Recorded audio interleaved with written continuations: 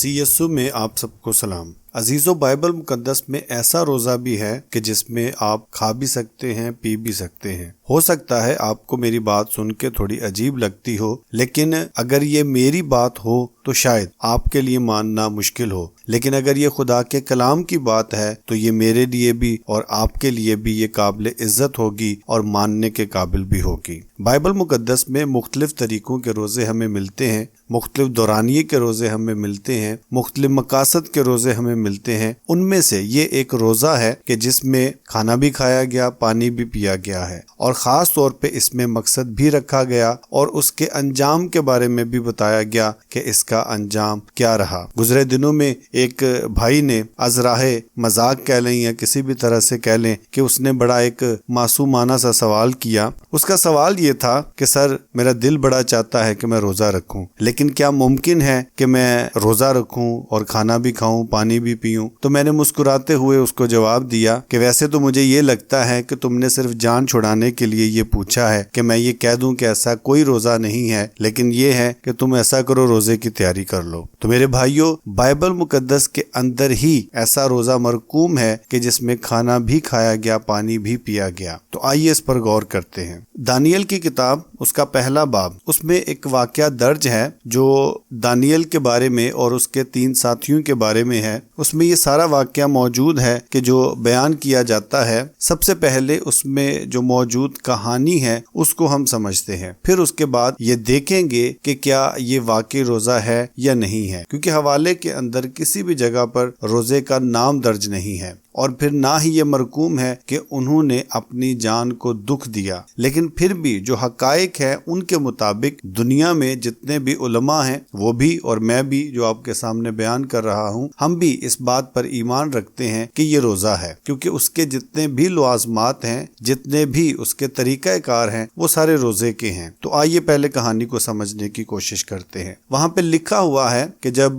बनी इसराइल के लोग बाबल में पहुंचे तो वहाँ पर बनी इसराइल के लोग, उनमें से कुछ जवानों का इंतखाब किया गया कि जो नौजवान थे, अक्लमंद थे, दानिश्वर थे, खूबसूरत थे, और इसी तरह से जो बादशाह की नस्ल से लोग थे उनका इंतखाब किया गया। शुरफा से कुछ लोगों का इंतखाब किया गया और उनको एक ग्रुप की शक्ल में एक शख्स के हवाले कर दिया गया कि वो इनकी निगहबानी करे, इनकी ट्रेनिंग करे, ताकि 3 साल के बाद ये लोग बादशाह के हुजूर खड़े हो सकें। और ये लोग हिकमत में बेहतरीन होने चाहिए, अक्लमंद होने चाहिए और हर तरह से तवाना हो, खूबसूरत हो। इस मकसद के लिए बादशाह ने ये किया कि उसने अपनी खुराक में से और अपनी मै में से इन लोगों के लिए वजीफा ठहराया कि इनको खुराक भी वही दी जाए कि जो बादशाह को मिलती है, मै भी दी जाए, ताकि ये लोग तंदुरुस्त व तवाना रहें, हिकमत व दानिश में भी बढ़ते रहें। और 3 साल के बाद जो टेस्ट होना था उसमें जो पास होंगे उनको बादशाह अपने दरबार में रखेगा, यानी वो बादशाह के हुजूर खड़े रहेंगे। तो दानियल कहता है कि भाई, हम ये खुराक नहीं खा सकते और ना ही हम ये मै पी सकते हैं, इसलिए कि हमने अपने आप को नापाक नहीं करना। वो शख्स मिन्नत करते हुए उनसे कहता है कि भाई, तुम क्यों चाहते हो बादशाह मेरी गर्दन काट डाले? वो मुझे हिलाक कर डालेगा, मार डालेगा अगर उसको ये पता चला कि जो खुराक उसने ठहराई है वो मैंने तुम लोगों को नहीं खिलाई। क्योंकि जब कुछ दिनों के बाद तुम लोग बादशाह के सामने पेश किए जाओगे तो दूसरे लोगों की निस्बत तुम लोग कमजोर दिखाई दोगे, तो बादशाह मुझे मार डालेगा। तो दानियल उससे कहता है कि आप ऐसा करो कि आप 10 दिन के लिए हमें आजमा के देखो। आप सिर्फ और सिर्फ हमें साग पात दो, ना हमें मै दो, ना वो खुराक दो जो बादशाह की तरफ से जारी की गई है, हमें सिर्फ और सिर्फ साग पात दो। उस शख्स ने कहा कि चलें ठीक है, इस तरह करके देख लेते हैं। 10 दिन के बाद उसने जब गौर किया और देखा तो दूसरे जवानों की निस्बत वो ज्यादा तवाना भी नजर आ रहे थे और उनके चेहरे से भी लगता था कि इन पर ताजगी है। तो उसने उनसे कहा कि ठीक है, 3 साल तक यही सिलसिला चलता रहेगा, तुम मैं भी ना पियो और बादशाह की तरफ से जो खुराक लगाई गई है वो भी इस्तेमाल ना करो। इस तरह से वो 3 साल तक मुसलसल इस हालत में रहते हैं कि ना तो वो मैं पीते हैं और ना ही वो खुराक खाते हैं जो बादशाह की तरफ से उनके लिए ठहराई गई थी। 3 साल के बाद उनका वो टेस्ट किया जाता है, यानी ये सारे लोग बादशाह के हुजूर पेश किए जाते हैं। بادشاہ ان سے گفتگو کرتا ہے اور گفتگو کرنے کے بعد یہ چاروں لوگ جن کا یہاں پہ ذکر کیا جا رہا ہے، دانیل اور اس کے 3 دوست جن کو ہم صدرک، میثق اور عبدنجو کے نام سے جانتے ہیں، یہ چاروں لوگ پاس ہوئے اور انہی لوگوں کو درجہ ملا کہ یہ بادشاہ کے حضور میں کھڑے رہ سکیں۔ اور جب یہ دیکھا گیا کہ اس کے علاوہ بھی جو وہاں پر لوگ تھے، جو ان کے دانشور تھے، حکیم تھے، وہاں پر بیان کیا گیا ہے کہ یہ لوگ ان سے بھی 10 درجے بہتر تھے۔ اب ہم نے غور کرنا ہے کہ اس سارے واقعے کے اندر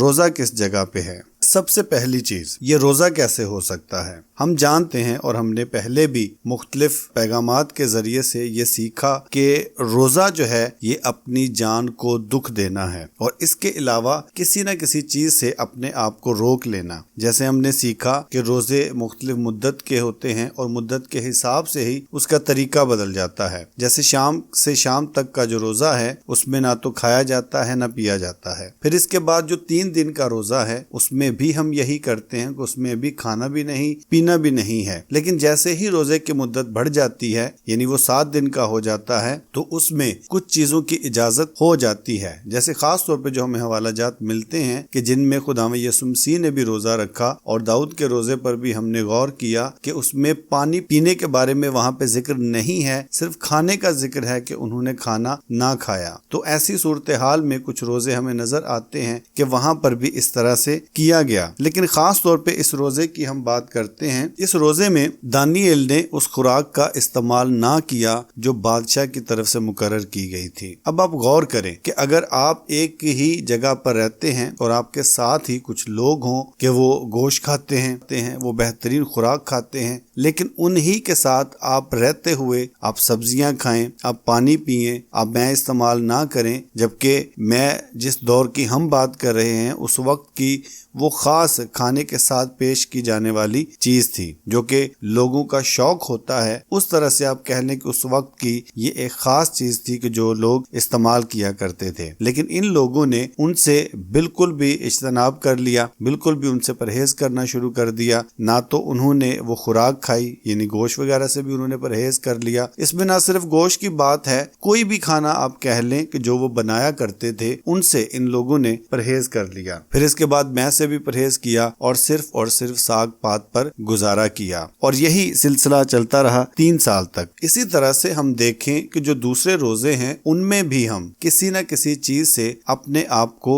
روک لیتے ہیں۔ اگر آپ کا کبھی اتفاق ہوا ہو تو آپ نے دیکھا ہوگا کہ کچھ لوگ ہیں، میرا ایک دفعہ اتفاق ہوا ایسے شخص سے ملنے کا، ظاہری سی بات ہے اس نے بات تو نہیں کرنی تھی، لیکن میں نے اس کے گلے میں ایک کارڈ دیکھا کہ جس کے اوپر لکھا ہوا تھا کہ ایک چپ 100 سکھ، یعنی کہ میں اگر چپ ہوں تو مجھے 100 سکھ ہیں، نہ میں کسی سے بولوں گا، نہ میں غلطی کروں گا، نہ میں گناہ کروں گا، نہ میں کسی انسان کا گنہگار ہوں گا، نہ ہی خدا کا گنہگار ہوں گا۔ تو اس نے اپنی زندگی میں چپ کا روزہ رکھ لیا۔ اب میں نہیں جانتا تھا، نہ ہی میں اس سے پوچھ سکتا تھا کہ یہ کب سے اس نے رکھا ہے۔ تو ایسے روزے بھی لوگ رکھتے ہیں جو اب بھی ہمیں دنیا میں لوگ نظر آتے ہیں۔ تو ان لوگوں نے، ان کے سامنے جو مقصد تھا وہ بہت بڑا مقصد تھا، اس مقصد کو سامنے رکھتے ہوئے ان لوگوں نے روزہ رکھ لیا۔ اس روزے کو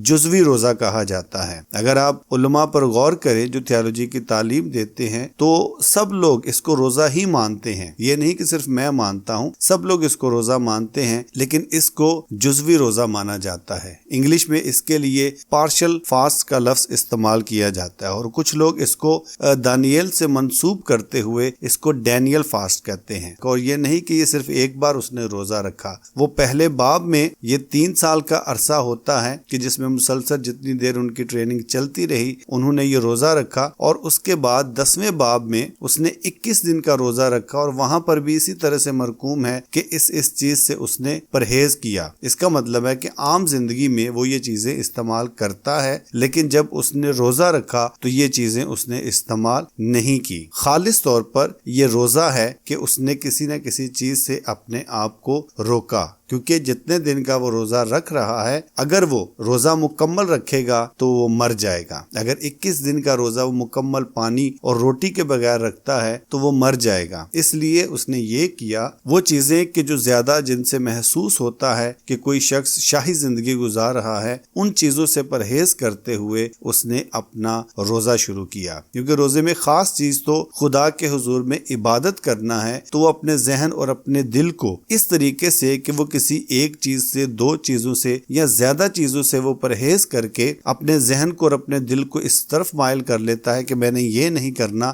میں نے یہ کرنا ہے، تو وہ اپنے آپ کو کچھ چیزوں سے، باتوں سے روک کر وہ خدا کی عبادت کے لیے اپنے آپ کو ایک طرف کر لیتا ہے۔ تو اس لیے ہمیں صاف طور پر یہ لگتا ہے کہ یہ ایک روزہ تھا۔ پھر اس کے بعد دوسرے روزوں کی طرح کیا اس میں بھی کوئی مدت کا تعین تھا؟ مدت کی جب ہم بات کرتے ہیں تو جب یہ روزہ ہے ہی دوسرے روزوں سے الگ ہے تو اس میں ہم مدت کا فائنل نہیں کر سکتے کہ اس میں اتنی مدت ہونی چاہیے۔ اگر ہم غور کریں کہ اس جگہ پہ وہ 3 سال تک مسلسل اس نے اپنے آپ کو ان چیزوں سے باز رکھا تو اس کا مطلب کہ 3 سال ہی اس کا یہ روزہ جاری رہا۔ اور اگر دیکھیں تو ہمیں بائبل ہی میں ایک اور شخص نظر آتا ہے کہ جس نے روزہ رکھا تو ایسے لگتا ہے کہ جیسے اس کا ساری زندگی روزہ چلتا رہا، اور وہ شخص ہے یوحنا بپتسمہ دینے والا۔ اس نے بھی اپنی زندگی میں کچھ چیزوں سے پرہیز کیا، بلکہ سب سے ہی پرہیز کر لیا۔ 2 چیزوں کا ذکر ہے جو وہ کھا رہا ہے، ٹڈیاں اور جنگلی شہد۔ اناجیل میں آپ اس کے بارے میں پڑھتے ہیں، یہ 2 چیزیں صرف اس کی خوراک کا حصہ تھی اور باقی کوئی چیز وہ استعمال نہیں کر رہا۔ پانی ضروری چیز ہے، اس کے بارے میں تو کہا ہی نہیں جا سکتا کہ وہ نہیں پیتا ہوگا۔ تو پانی ہے اور اس کے ساتھ کھانے والی یہ 2 چیزیں ہیں، ٹڈیاں اور جنگلی شہد۔ تو اس لحاظ سے مدت کے لیے ہم فائنل نہیں کر سکتے کہ مدت اس کے لیے کتنی ہے، یہ ڈیپینڈ کرتا ہے آپ کے مقصد پہ کہ آپ کا مقصد کیا ہے۔ تو اسی سے ہم آگے جو ہمارا پوائنٹ ہے کہ اس روزے کا مقصد کیا تھا، جو روزے میں ہمیں چیز نظر آ رہی ہے کہ یہ سب لوگ اسیر ہو کر وہاں پر آئے ہیں، اور اگر اسیر ہو کر آئے ہیں تو اس کا مطلب ہے کہ ان کا سب سے بڑا جو مقصد نظر آتا ہے وہ یہی نظر آتا ہے کہ ہم بادشاہ کے محل میں پہنچے، ہم بادشاہ کے دربار میں پہنچے، کیونکہ اگر یہ بادشاہ کے دربار میں نہیں پہنچتے تو وہی کچھ ہوگا جو مصر میں ہوا کہ ان لوگوں سے مزدوریاں کروائی جائیں گی، ان لوگوں سے کام کروائے جائیں گے، کوئی ان کا رتبہ نہیں ہوگا، کوئی ان کا سٹیٹس نہیں ہوگا۔ لیکن ان لوگوں کے دل میں یہ بات تھی کہ اگر ہم چاہتے ہیں کہ اپنی قوم کے لیے ہم کچھ کریں تو یہی ان کا سب سے بڑا مقصد تھا کہ ہم دربار میں پہنچیں، اور اس میں پہنچنے کے لیے ان کو خدا سے مدد چاہیے تھی۔ پہلے باب کی 17ویں آیت میں مرقوم ہے، تب خدا نے ان 4 جوانوں کو معرفت اور ہر طرح کی حکمت اور علم میں مہارت بخشی، اور دانیل ہر طرح کی رویا اور خواب میں صاحب فہم تھا۔ آپ غور کریں کہ ان کی ٹریننگ تو بادشاہ کروا رہے ہیں، لیکن ان 4 کی ٹریننگ خدا کر رہا ہے، اور خدا نے ان کو ہر اس چیز سے نواز دیا کہ جس چیز کے لیے انہوں نے خدا کی حضوری میں منت کی یا جس چیز کی بادشاہ کو ضرورت تھی۔ اور آپ دیکھیں کہ پوری کتاب میں ہمیں نظر آتا ہے کہ خدا نے دانییل کے وسیلے سے بڑے کام کیے۔ تو اس طرح سے یہاں پر مقصد بھی ہمیں صاف طور پہ نظر آتا ہے کہ ان کے سامنے چھوٹا نہیں، بہت بڑا مقصد ہے۔ اور اس کے ساتھ ہی اگر ہم غور کریں کہ یوحنا نے اتنا بڑا روزہ کیوں رکھا کہ وہ ساری زندگی ہی جنگلوں میں رہتا، لباس اس نے عام نہیں پہنا، خوراک اس نے ٹڈیاں اور جنگلی شہد رکھا، تو اس کی زندگی کا جو مقصد ہمیں نظر آتا ہے وہ سن کے تو ہمارے رونگٹے کھڑے ہو جاتے ہیں۔ اس نے اپنی ساری زندگی اس بات کے لیے وقف کر دی کہ میں نے مسیح کا استقبال کرنا ہے۔ اس کے الفاظ پر غور کریں کہ وہ کہتا ہے کہ ضرور ہے وہ بڑھے اور میں گھٹوں۔ کتنی بڑی بات ہے کہ اس نے صرف اس مقصد کو پورا کرنے کے لیے اس نے اپنی ساری زندگی وقف کر دی۔ اس نے اپنی ساری زندگی کا روزہ رکھ لیا اور وہ اس میں کامیاب بھی رہا۔ کہ آپ دیکھیں کہ خداوند یسوع مسیح نے اس کی ذات کے لیے کتنے بڑے الفاظ استعمال کیے۔ خداوند یسوع مسیح نے کہا کہ آج تک جتنے بھی ماں کے پیٹ سے پیدا ہوئے ہیں ان میں یوحنا سب سے بڑا ہے۔ اس سے بڑھ کر درجہ کیا ہو سکتا ہے کہ دنیا کا والی اس کی تعریف کر رہا ہے، اور یہی اس کے روزے کا انجام ہے، یہی اس کے روزے کا مقصد اور اس کا نتیجہ ہے کہ اس نے خداوند یسوع مسیح کی زبان سے اپنی تعریف کروا لی۔ یہ بہت بڑی بات ہے۔ تو اس طرح سے ہمیں ہر طرف یہ نظر آتا ہے، نئے عہد نامے میں بھی ہمیں اس کے ثبوت ملتے ہیں، دانیل میں بھی ہمیں اس کے ثبوت ملتے ہیں کہ ایسے روزے رکھے گئے جن کو جزوی روزے کہا جاتا ہے، پارشل فاسٹ کہا جاتا ہے، ڈینیل فاسٹ کہا جاتا ہے، کہ وہ ان روزوں کے ذریعے سے لوگ اپنی زندگی کے کچھ مقاصد خدا کی حضوری میں پیش کر کے وہ اپنے لیے خدا کے حضور سے مدد چاہتے ہیں۔ اگر آپ بھی یہ سمجھتے ہیں کہ آپ کی زندگی کا کوئی ایسا مقصد ہے کہ جس کو حاصل کرنا آپ کے لیے بہت ضروری ہے، تو میں آپ سے یہ کہوں گا کہ جس طرح سے دانیل نے اس کے ساتھیوں نے اس مقصد کو سامنے رکھ کر اپنے آپ کو کچھ چیزوں سے باز رکھا، آپ بھی اپنی زندگی میں وہ مقصد جو آپ کے لیے بہت ضروری ہے، وہ مقصد رکھ کے اپنے آپ کو خدا کی حضوری میں پیش کر دیں، تاکہ خدا آپ کی مدد کرے، وہ آپ کی مدد کرے کہ آپ اپنے مقصد میں کامیاب ہوں۔ اور جس طرح سے یہاں پر مرقوم ہے کہ خدا نے اس کی مدد کی، خدا اس کے ساتھ رہا، خدا نے اس کو حکمت بخشی، جس چیز کی ان کو ضرورت تھی خدا نے ان کو بخشی۔ دوسرے لوگوں کی ٹریننگ انسان کر رہے تھے، لیکن ان کی ٹریننگ خدا کر رہا تھا۔ اگر آپ چاہتے ہیں کہ آپ اپنے مقصد میں کامیاب ہوں تو ضرور ہے کہ آپ اپنے آپ کو خدا کے حضور میں پیش کر دیں، وہ آپ کی ٹریننگ کرے، وہ آپ کو تیار کرے، وہ آپ کو آپ کے مقصد میں کامیاب کرے۔ اگر ہم ایسا چاہتے ہیں تو ضرور ہے کہ ہم اس کے حضور میں اپنے آپ کو پیش کر دیں، کیونکہ وہ خدا ہے۔ اور جس طرح سے ہم نے یہاں پر پڑھا، ہم نے اس باب پر غور کیا کہ باب کے آخر میں جا کر بتایا جاتا ہے کہ ان کے اپنے جتنے حکیم تھے، جتنے ان کے فالگیر تھے، ان کی نسبت یہ 10 درجے بہتر تھے۔ کل کو کوئی ہمارے لیے بھی یہ کہنے والا ہوگا کہ بھئی جو ہمارے پاس پہلے لوگ ہیں ان کی نسبت تم 10 درجے بہتر ہو، اور اس کے پیچھے وجہ کیا ہے؟ جو روزہ انہوں نے رکھا، انہوں نے اپنے آپ کو کچھ چیزوں سے باز رکھ کے اپنی صحت بھی انہوں نے نہیں گوائی، لیکن یہ ہے کہ ایک چیز ان کے اندر فٹ ہو گئی کہ ہم نے روزہ رکھا ہے، انہوں نے اپنے آپ کو پابند کر لیا، انہوں نے وقت مقرر کر لیے کہ اس وقت میں ہم نے دعا کرنی ہے۔ ان کے ذہن میں یہ چیز رہتی تھی کہ اگر ایک چیز سے اپنے آپ کو آپ روکتے ہیں تو اس کا مطلب ہوتا ہے کہ کسی اور چیز کو